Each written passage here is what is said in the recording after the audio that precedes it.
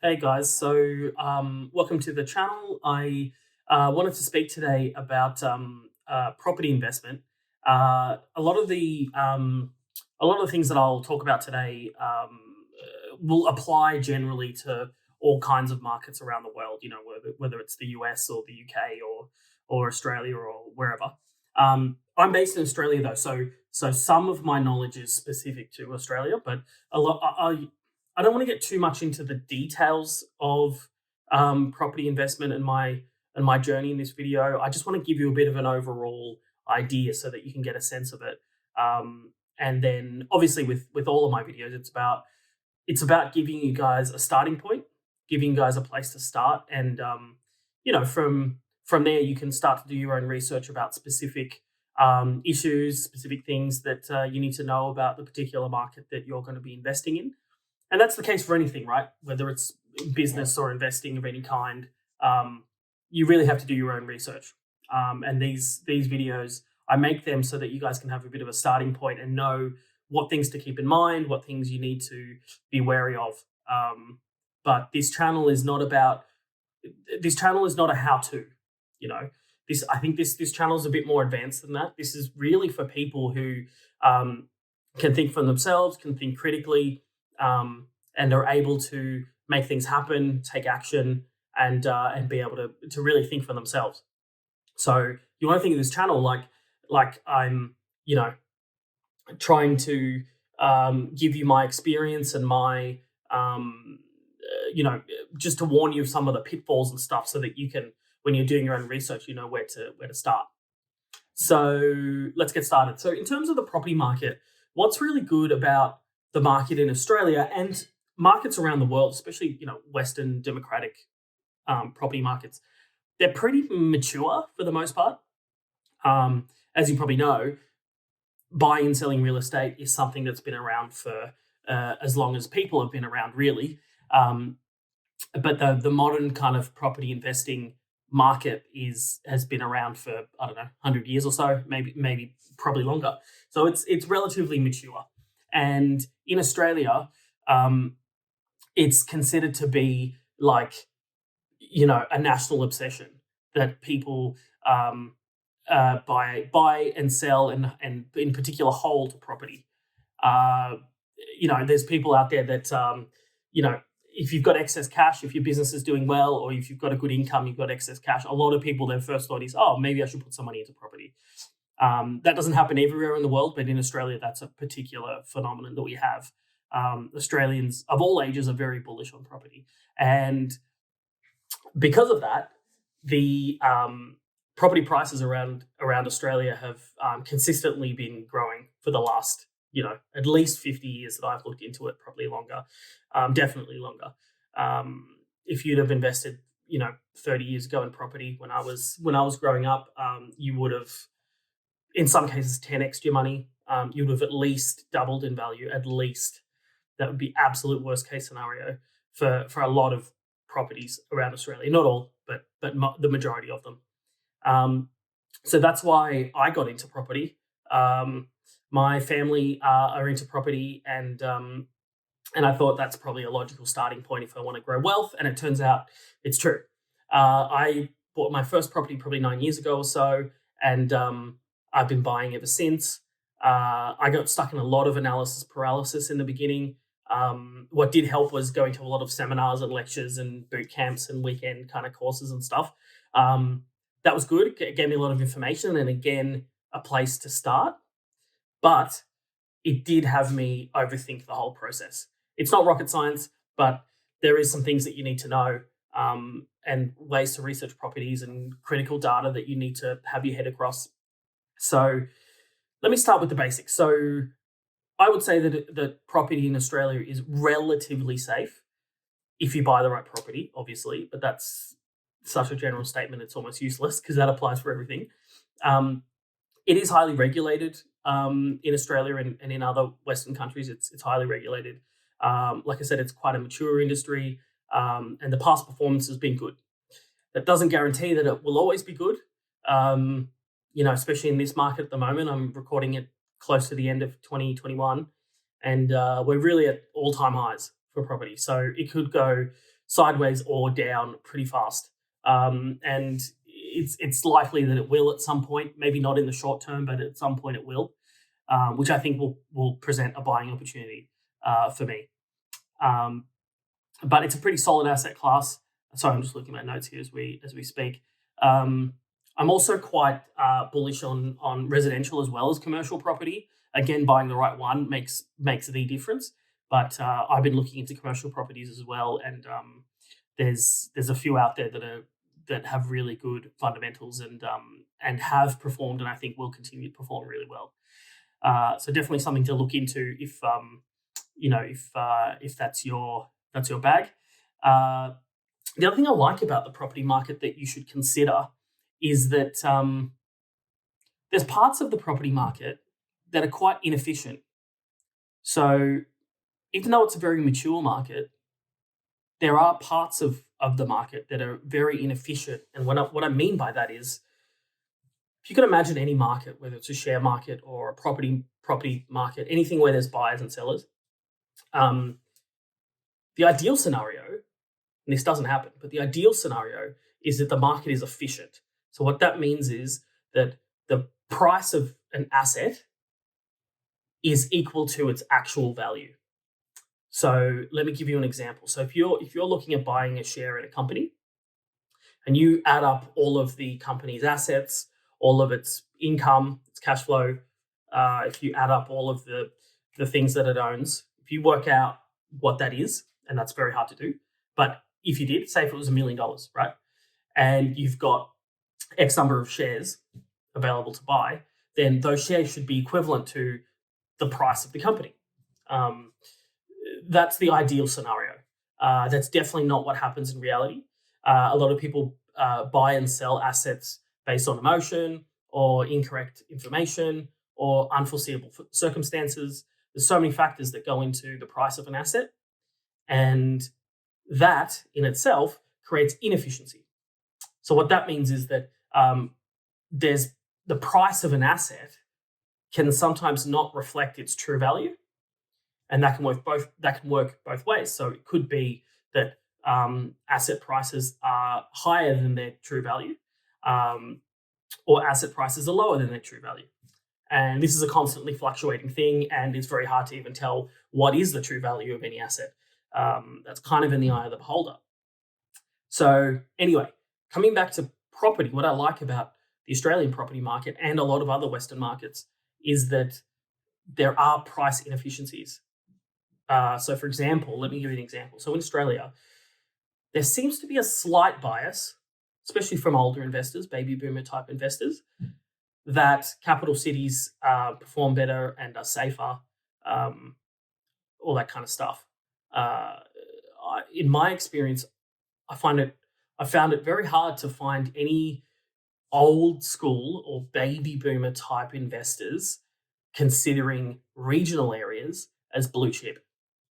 So blue chip properties tend to be found in capital cities, according to certain investors. Now that's probably true, and that's fine. I have no problem with that, and to an extent, I agree. But what that means is there's really good quality properties that are worth buying and holding forever that are in regional towns, and they don't get as much publicity, focus from the market, or attention. And that's what I mean by there's inefficient pockets of the market. There's places out there, including regional areas, that have good fundamentals, good growth prospects, and the price is below what I think they are worth. And not only that, you'll find in Australia and other Western markets that regional areas, so areas where they're a bit far away from capital cities, they have good cash flow. So especially now in a low interest rate environment, you'll find that the rent coming in from those properties more than covers your expenses, all expenses. So at the end of the month or at the end of the week or however you calculate it, you can find really good quality properties in regional areas that put money in your pocket every month, and are good properties that are worth holding for the long term.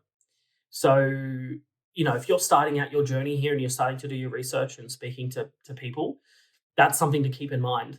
That just be open minded to regional properties. Um, and when I say regional, you want to look at the fundamentals. Like you want a decent population in these areas. You don't generally want to be buying in places with, in Australia, less than 10,000 people. I would even aim for 20,000 plus, um, just to be safe. But when I say look at the fundamentals, they're the kind of things you want to start to look at. What's the population in a particular area? Is there population growth happening in that area? Is that area supported by multiple industries? So the people that work there, are they employed by multiple industries? So if one industry gets wrecked or has a downturn in employment, then you're not relying on that one industry to pay your tenants, who will then in turn pay your rent. Things like that you want to keep in mind. Um, Also, this idea of I mentioned commercial before. That's a whole other thing that I won't touch too much on now, but that's definitely on my radar. We've purchased a commercial property and it's done really well, and it's definitely something for you to consider. Um, in terms of funds required to get into property, so that can vary wildly. So in Australia, we have a lot of costs that go into purchasing a property outside of the price of the property itself. So that can be quite prohibitive for investors. That's why in Australia you'll find that not a lot of people will flip properties like they do in the States, for example, because the barrier to entry is a bit higher than in other countries.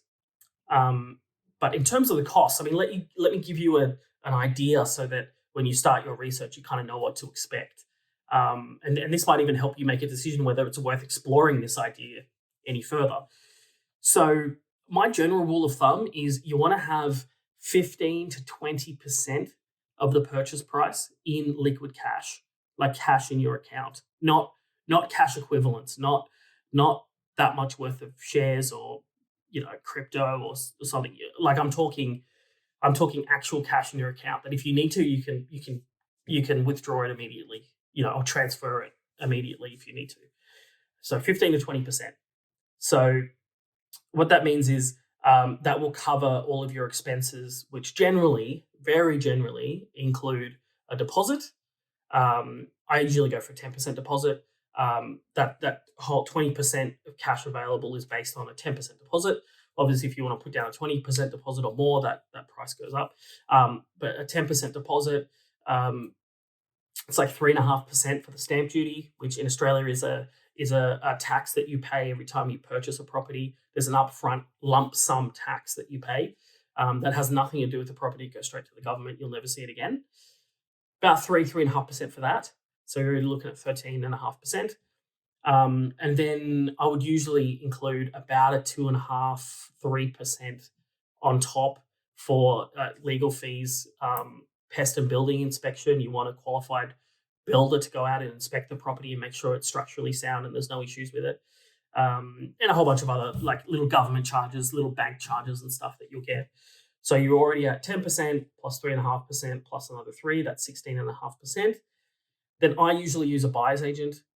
So a buyer's agent in Australia is a relatively new thing. I think they've been around in other countries, like in America, for a long time. But our buyer's agent industry is, I would say, probably 15 years old in a mainstream sense. I think a lot of high net worth individuals have been using buyer's agents for a long time, but in terms of mainstream buyer's agents for regular people, it's probably about 10 to 15 years old. But I use them all the time. They usually charge somewhere between $10,000 and $15,000 Australian per purchase. That can vary, but that's my experience, between 10 and 15. So I would add that into the price as well. So that's where I get a range of 15 to 20%, because we're already at 16.5%, and then another I don't know, 3 to 5% depending on the purchase price. Let's look at some real world examples.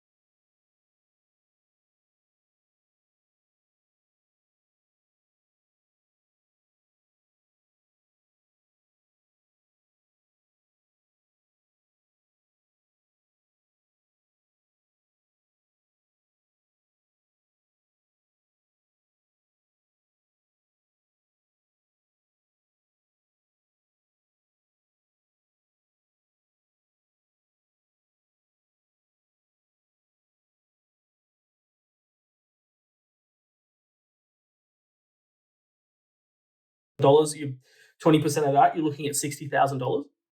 So, it can vary a lot. It can vary a lot. Depends on your purchase price that you're targeting. But that gives you a sense, right? So you can use that information to start doing some initial research. Depending on the funds that you have available and all that kind of stuff. Now, the other really important thing I want to talk about when it comes to property investment, and something that I didn't fully appreciate. A lot of people told me this, but I didn't appreciate it until I actually started investing. You need a really good team, and it sounds really, really lame and really cliched. And I thought so when I first heard that, but it's really true. Over the last almost 10 years, I've built up a team of professionals that I pay in one way or another to help me with these purchases. So let me run you through them. So there's probably two main people on your team that you need that is kind of unavoidable, right? So firstly, you need a bank. And a bank's important because obviously most people, if you're anything like me, you will need the bank to put in the majority of the money. The bank, firstly, you need to understand, doesn't work for you. They do not have your best interests in mind. They work for their shareholders or the owners of the bank, whoever that is.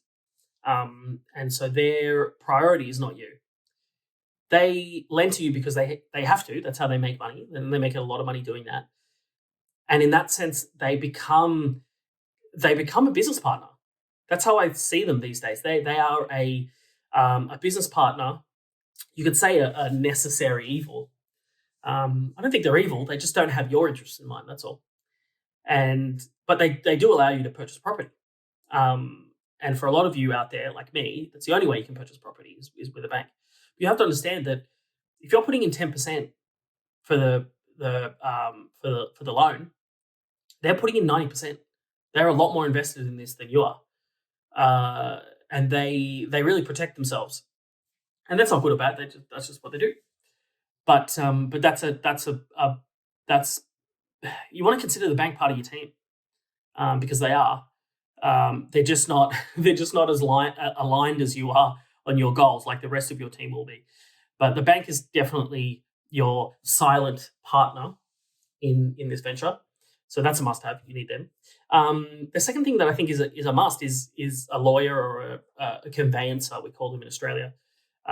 Just a legal representative that you pay, and they will review the contracts and all the legal paperwork. I was surprised when I purchased my first property. I didn't quite appreciate how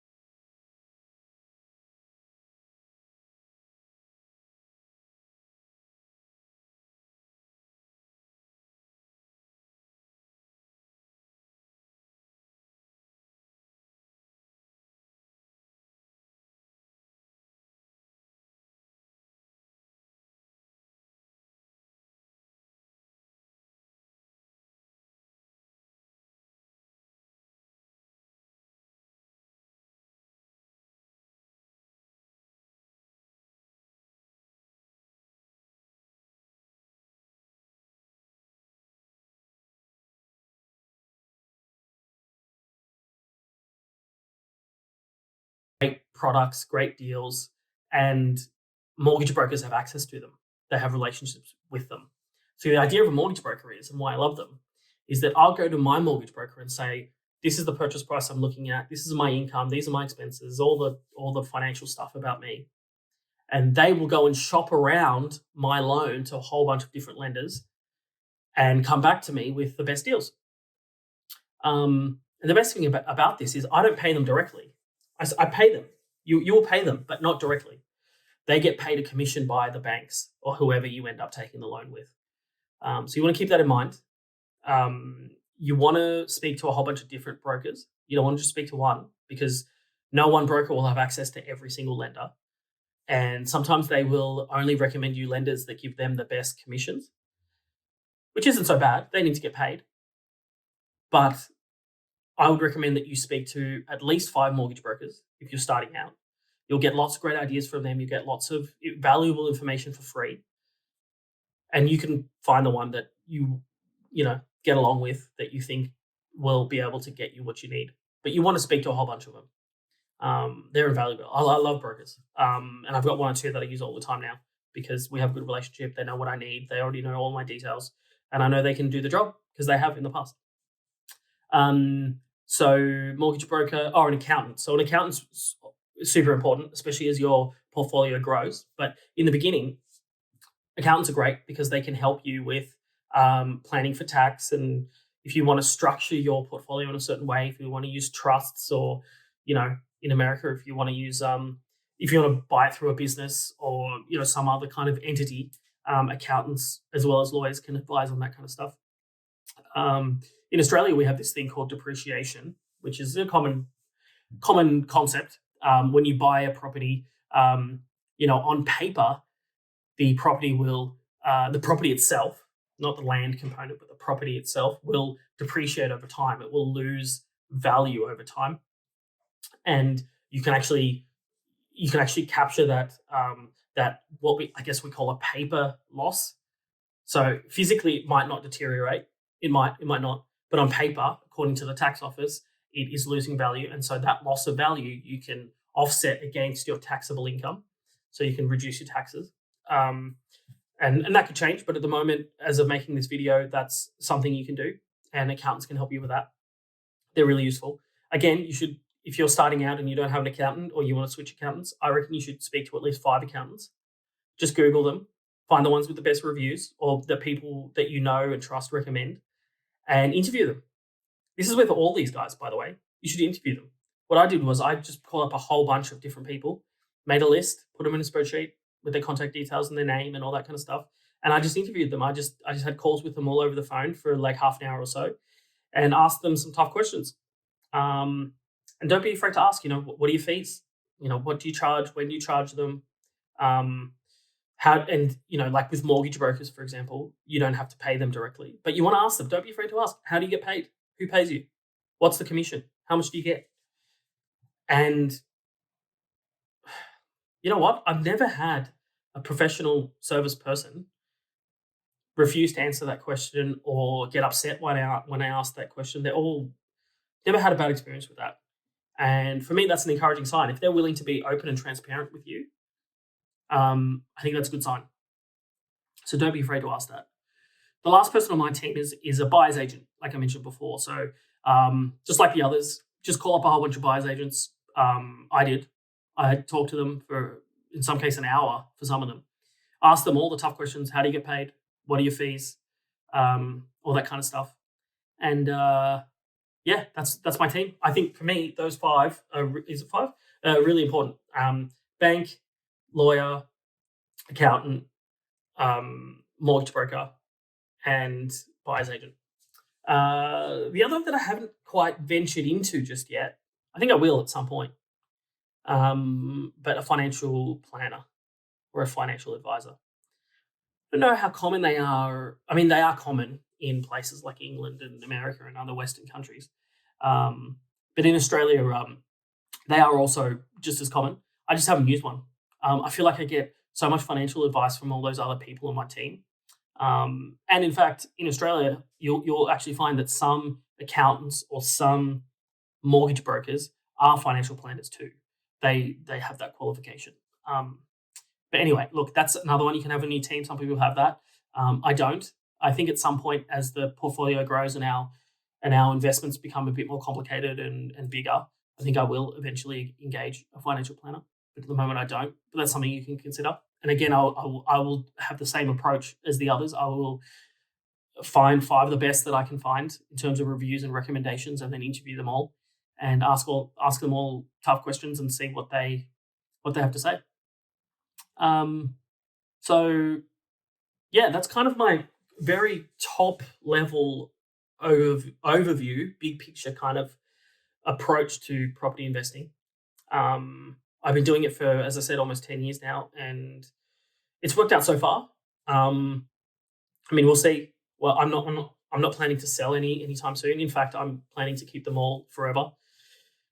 But so far it's worked out all right. But sticking to those principles. In the beginning, I made a lot of mistakes, and a lot of those mistakes was because I didn't know a lot, and that's why I made this video, so that I would have loved to have had a video like this that I could have watched, and maybe they were out there and I just didn't know. But I'd love a video like this just to point me in the right direction. This video really is for you to get some initial thoughts together and start to come up with a plan on how to start researching this stuff. I'm not telling you what to do. I'm not suggesting that you do one thing over another. I just want to give you some information so that you can start to research.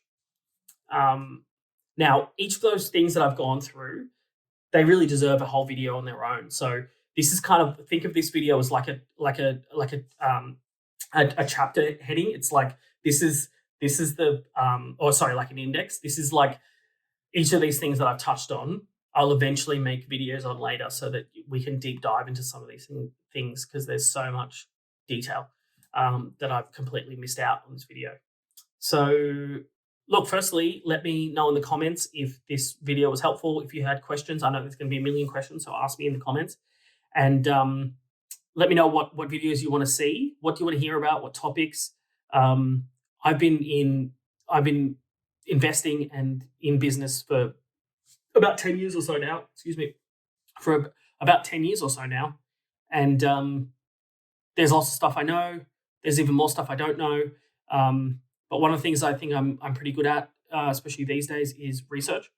So if there's stuff that you want to know and I don't know personally about it, I'm more than happy to do the research and start to collate all this information into a digestible way so that you guys can then start doing your own research. So let me know. Thanks so much for watching, and keep in touch. I'm going to start doing these at least once a week, ideally even more. So see you on the next one.